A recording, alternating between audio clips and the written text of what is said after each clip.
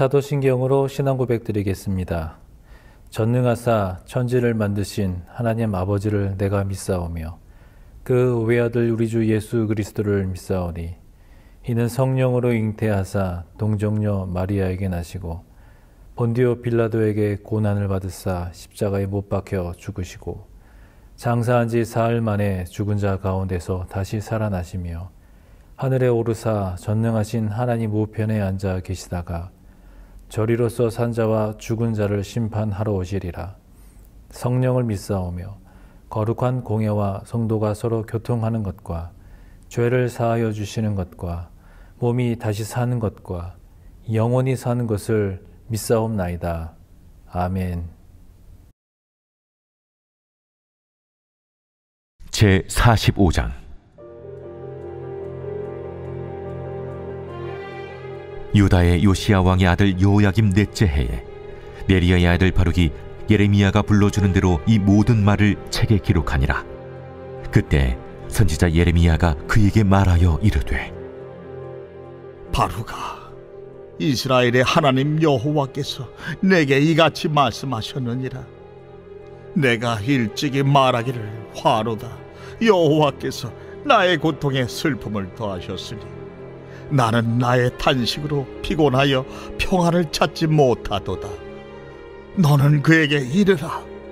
여호와께서 이와 같이 말씀하시기를, 보라, 나는 내가 세운 것을 헐기도 하며 내가 심은 것을 뽑기도 하나니 온 땅에 그리하겠거늘 내가 너를 위하여 큰 일을 찾느냐? 그것을 찾지 말라. 보라, 내가 모든 육체에 재난을 내리리라. 그러나 내가 가는 모든 곳에서는 내가 너에게 내 생명을 노량물 주듯 하리라. 여호와의 말씀이니라.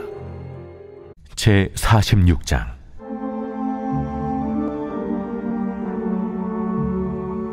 이방 나라들에 대하여 선지자 예레미야에게 임한 여호와의 말씀이라. 애굽에 관한 것이라. 곧 유다의 요시야 왕의 아들 요야김 넷째 해에 유브라데 강가 갈그미스에서 바벨론의 느부갓네살 왕에게 패한 애굽의 왕 바로 느고의 군대에 대한 말씀이라. 너희는 작은 방패와 큰 방패를 예비하고 나가서 싸우라. 너희 기병이여, 말에 안장을 쥐어 타며 투구를 쓰고 나서며 창을 갈며 갑옷을 입으라. 내가 본즉 그들이 놀라 물러가며 그들의 용사는 패하여 황급히 도망하며 뒤를 돌아보지 아니함은 어찌미냐? 두려움이 그들의 사방에 있음이로다. 발이 빠른 자도 도망하지 못하며 용사도 피하지 못하고 그들이 다 북쪽에서 유브라데 강가에 넘어지며 엎드러지는도다. 강의 물이 출렁임 같고 나일강이 푸른함 같은 자가 누구냐? 애굽은 나일강이 푸른함 같고 강물이 출렁임 같도다. 그가 이르되, 내가 일어나 땅을 덮어 성읍들과 그 주민을 멸할 것이라. 말들아 달려라, 병거들아 정신없이 달려라. 용사여 나오라. 방패 잡은 굿사람과 붓사람과 활을 당기는 무딤사람이여 나올지니라 하거니와 그날은 주 만군의 여호와께서 그의 대적에게 원수 갚는 보복이리라. 칼이 배부르게 삼키며 그들의 피를 넘치도록 마시리니 주 만군의 여호와께서 북쪽 유브라데 강가에서 희생제물을 받으실 것이미로다. 처녀딸 애굽이여, 길앗으로 올라가서 유향을 취하라. 네가 치료를 많이 받아도 효력이 없어 낫지 못하리라. 네 수치가 나라들에 들렸고 내 부르짖음은 땅에 가득하였나니 용사가 용사에게 걸려 넘어져 둘이 함께 엎드려졌음이라. 오늘 살펴볼 하나님의 말씀에는 두 가지 다른 단락이 있습니다. 첫 번째 부분은 45장에 있는 바룩에 대한 구원의 메시지이고, 두 번째 단락은 46장에 있는 애굽을 향한 하나님의 심판의 예언이 담겨져 있습니다. 첫 번째로 있는 이 바룩에 대한 기록은 구원을 이야기하고 있지만, 애굽에 대한 이러한 예언은 심판을 담고 있는데요. 그러면 본문 말씀을 통해서 살펴볼 수 있는 하나님은 어떠하신 분인가, 그리고 오늘 나에게 주시는 교훈은 무엇인가 함께 살펴보도록 하겠습니다. 먼저 45장 1절로 3절의 말씀을 보겠습니다. 요시야의 아들 여호야김이 유다 왕이 되어 다스린 지 4년째가 되던 해에 예언자 예레미야는 네리야의 아들 바룩에게 주께서 하신 말씀을 불러주어 책에 받아쓰게 하였다. 그때의 예언자 예레미야가 바룩에게 말하였다. 주 이스라엘의 하나님께서 그대 바룩에게 전하라고 하시면서 나에게 이런 말씀을 하셨소. 주께서는 그대가 언젠가 주께서 나의 고통에 슬픔을 더하셨으니 나는 이제 꼼짝없이 죽게 되었구나. 나는 탄식으로 기진하였고 마음 평안할 일이 없다 하신 말씀을 기억하시고, 이 말씀에 대한 해설 세 번째 단락을 보겠습니다. 예레미야의 서기관이었던 바룩은 영혼 없이 기계적으로 말씀을 받아 기록한 것이 아닙니다. 그의 기록에는 하나님의 심판에 의해 멸망으로 치닫는 조국의 현실에 대한 애통함과 눈물이 함께 적혀 있습니다. 하나님의 말씀을 전하고 가르치는 일을 하려면 마음과 의지를, 인격과 성품을 다할 수밖에 없습니다. 자, 이 45장의 그 앞부분의 말씀들은 하나님의 선택받은 선민이라 불리는 그 유다 백성들의 반복되는 그런 패역함의 모습을 이제 고발을 하고, 또 그에 따른 좀 필연적인 결과인 유다와 또 예루살렘의 멸망을 우리에게 보여주었습니다. 또한 더 나아가서 이 나라가 망하였음에도 불구하고 여전히 그 의미를 깨닫지 못하고 하나님의 뜻을 거슬러서 애굽으로 내려간 그 요하난을 중심으로 한 남은 유다 백성까지 완전하게 멸망하게 되리라는 이 심판의 경고로 마무리가 되고 있습니다. 이러한 내용을 마무리하는 이 45장의 말씀은 우리가 왜 하나님의 말씀을 붙들고 믿음으로 살아야 하는가에 대한 그러한 어떤 답을 주고 있는 것으로 우리가 볼 수 있습니다.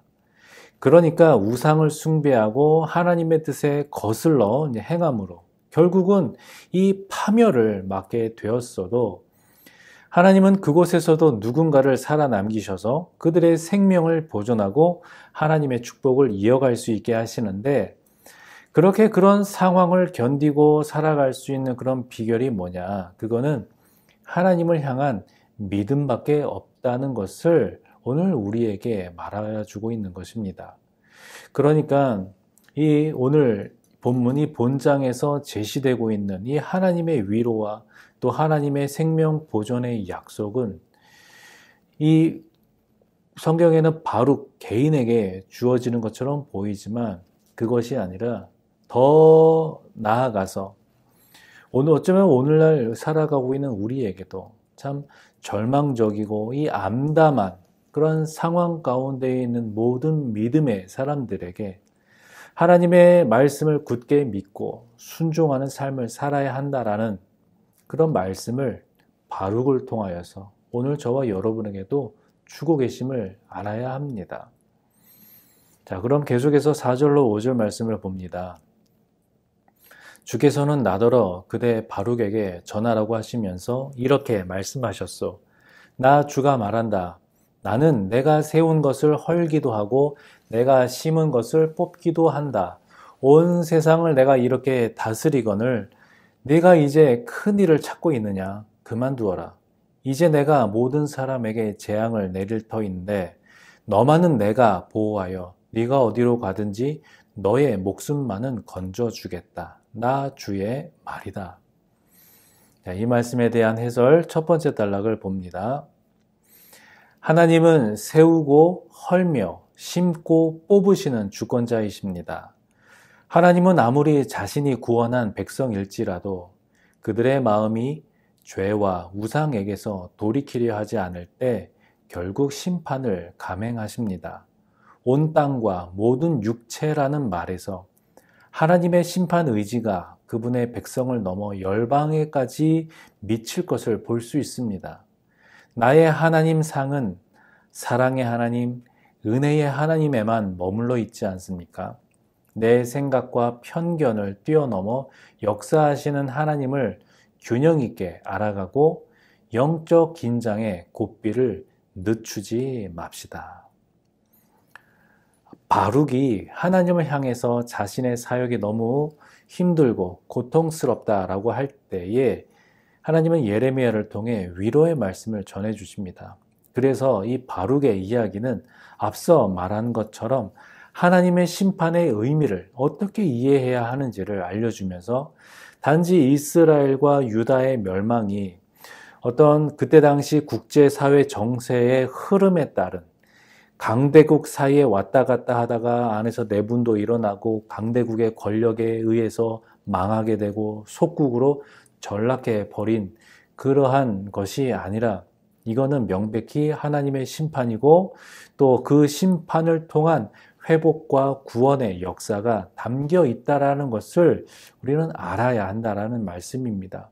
그러므로 이 바벨론으로 인해서 초토화되고 멸망한 그 나라의 현실 앞에서 탄식을 하고 어떻게 보면 또 살아남아야 할 그런 국리를 해야 하겠지만 더 중요한 것은 그 심판을 내리신 하나님 그리고 그 심판을 통해 이루실 하나님의 인도하심을 믿어야 한다는 말씀입니다.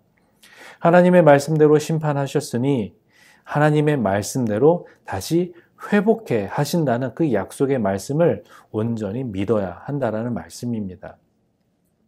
그러므로 결국 생명과 이 사망의 기준은 정치나 경제나 종교나 군사에 달려있는 것이 아니라 하나님의 말씀에 순종하느냐 아니면 불순종하느냐에 달려있다라는 겁니다. 오늘날 우리의 삶에서도 마찬가지입니다. 우리의 생사화복을 주관하시는 그 하나님을 향한 온전한 믿음, 삶의 여러 상황과 형편 속에서도 의심하지 않는 그런 믿음이 요구됩니다. 누가복음 12장에 너희 목숨을 위하여 무엇을 먹을까, 몸을 위하여 무엇을 입을까 염려하지 마라. 너희 아버지께서는 이런 것이 너희에게 있어야 할 것을 아신다. 너희는 그의 나라를 구하라. 그리하면 이런 것들을 너희에게 더하시리라.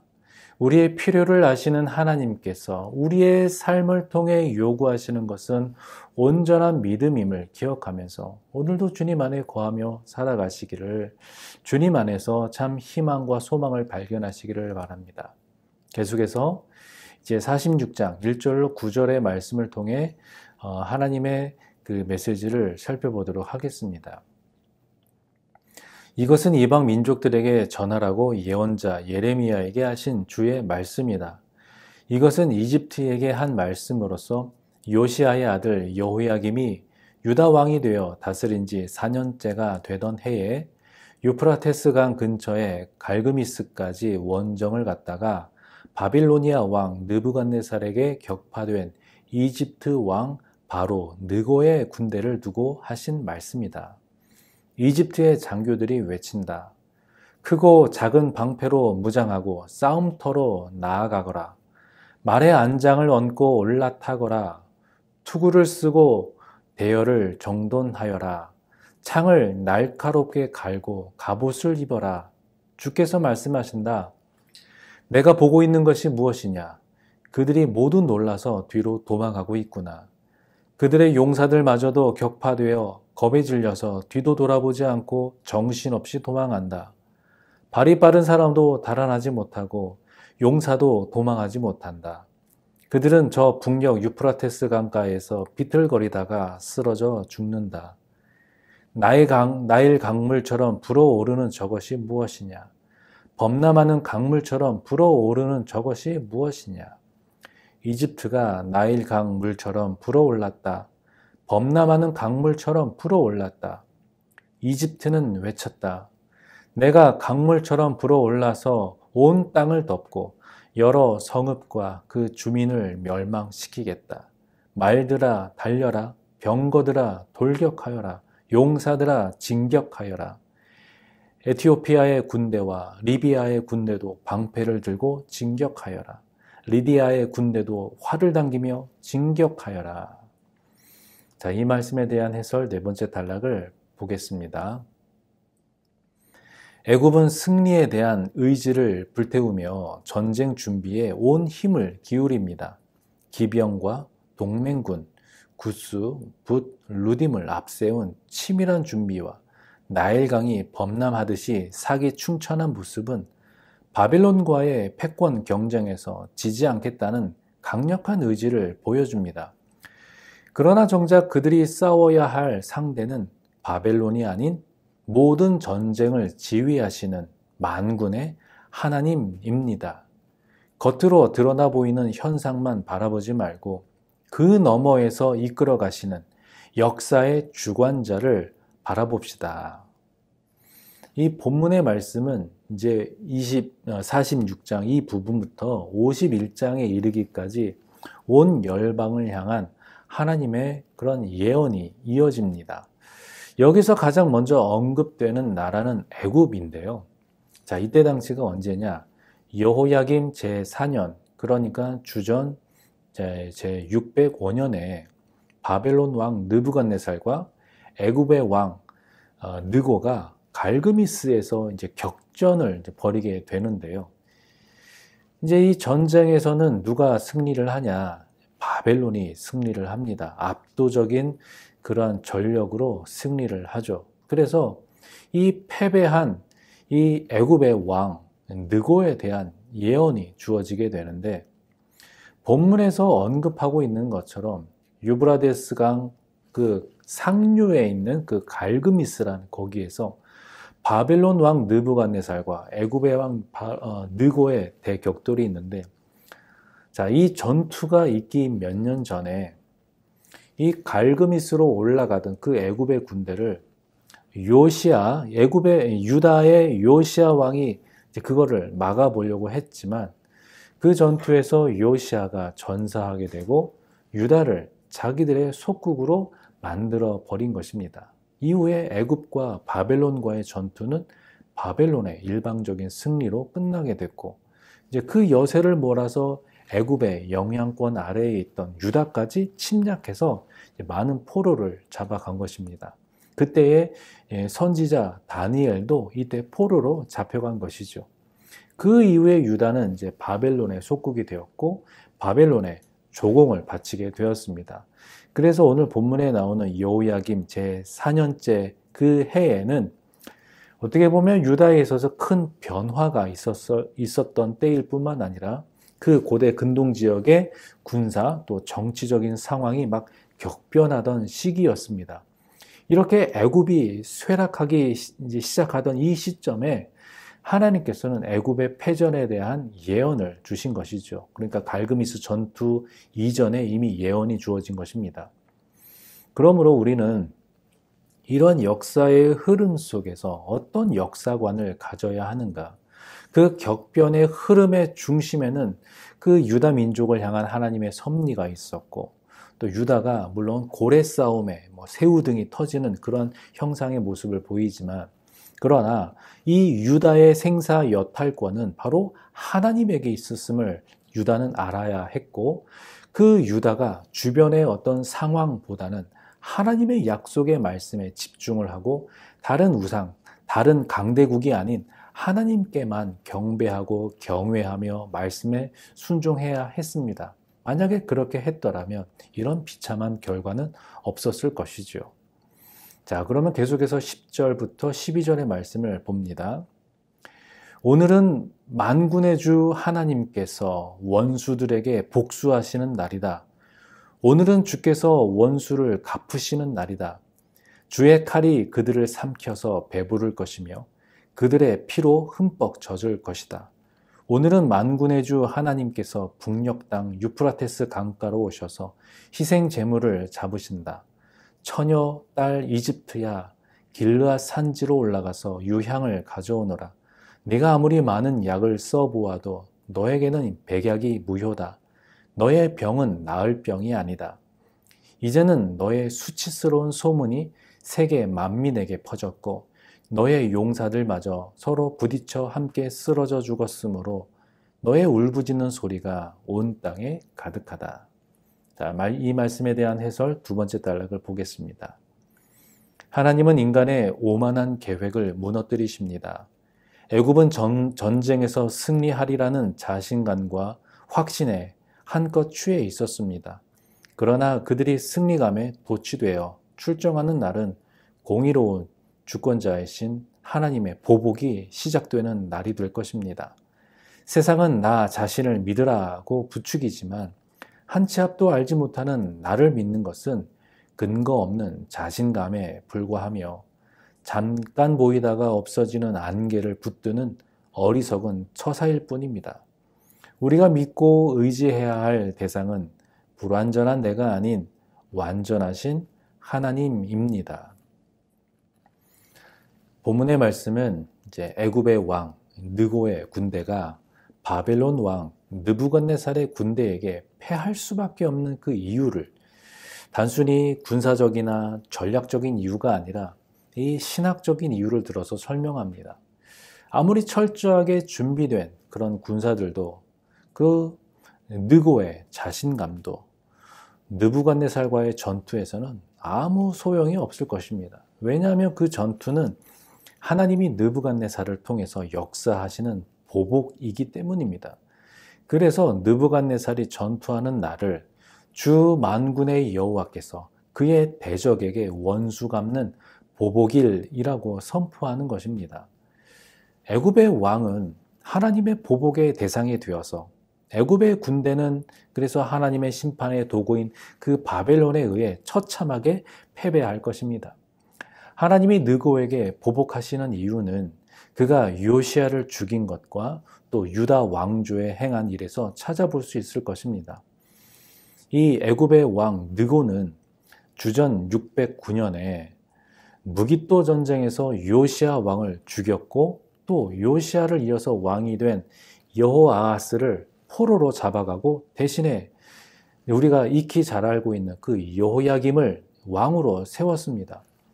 이 여호야김은 애굽에게 조공을 바치기 위해서 이제 유다 백성에게 과도한 세금을 징수하고 그러면서 고통을 주었을 뿐만 아니라 또 심판을 외친 선지자 우리야를 죽였고 또 하나님의 예언의 이제 말씀을 기록한 바룩이 기록한 예레미야의 두루마리를 불태워 버린 왕입니다.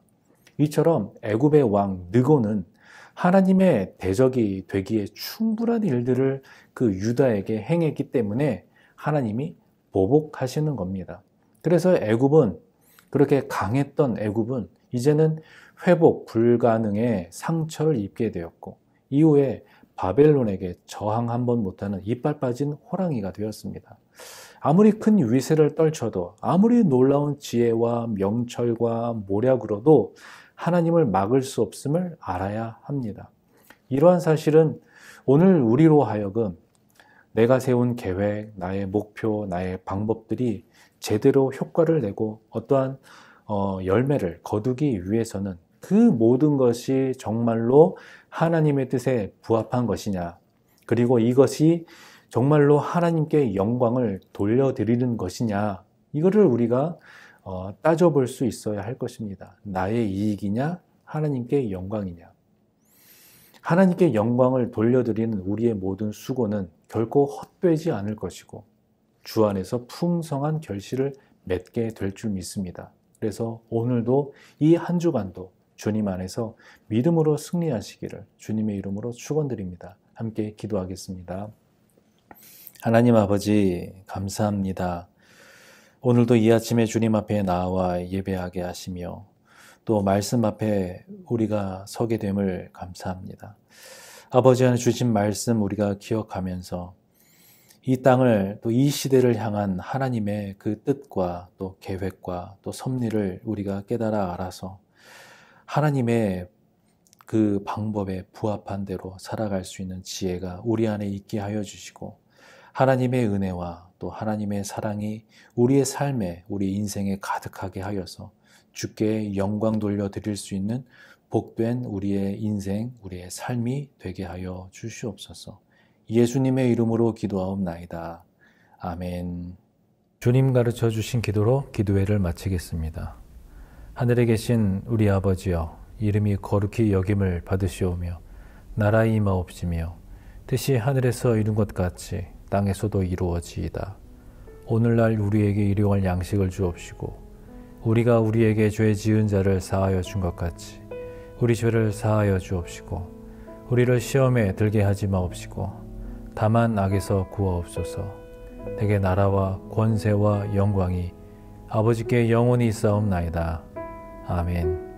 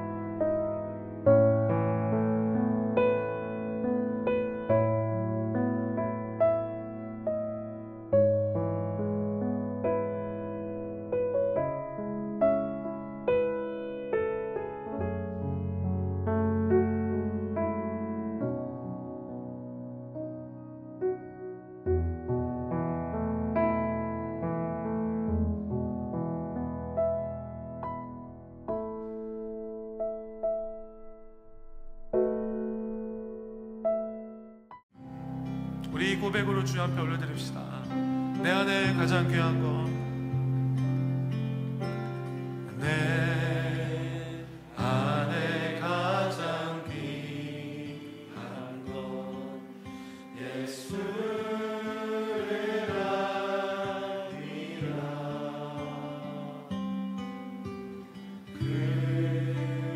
금보다 더 귀한 것 예수를 알리라.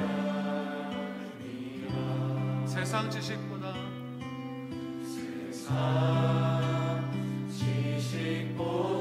귀한 것 예수를 알리라. 내 안에 가장 귀한 것 예수를 알리라.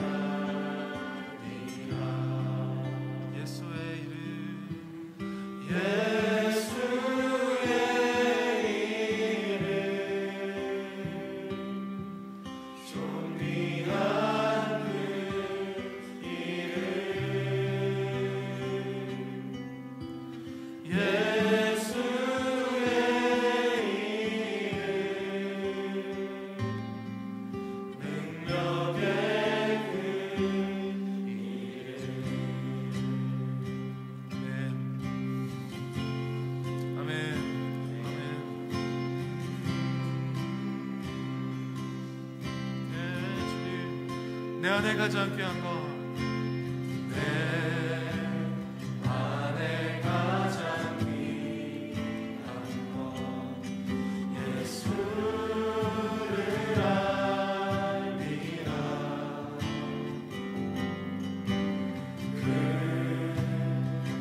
금보다 더 귀한 것, 예수를 알리라. 세상 지식보다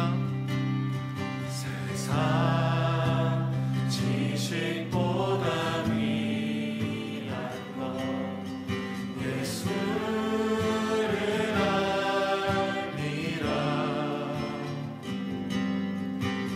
내 안에 가장 귀한 것, 예수를 알리라. 우리 예수님의 이름을 높여드립시다. 예수의 이름, 예수의 이름, 존귀한 그 이름, 예수의 이름, 능력의 그 예수의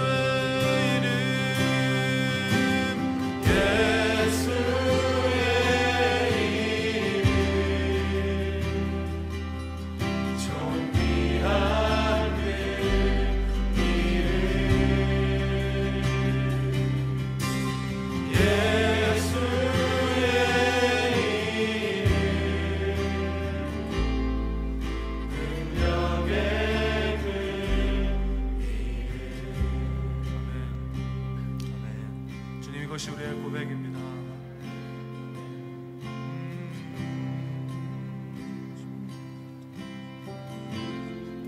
나 무엇과도 주님을 바꾸지 않으리. 다른 어떤 은혜 구하지 않으리. 오직 주님만이 내 삶의 도움이시니 주의 얼굴 보기 원합니다. 지금 나 무엇과도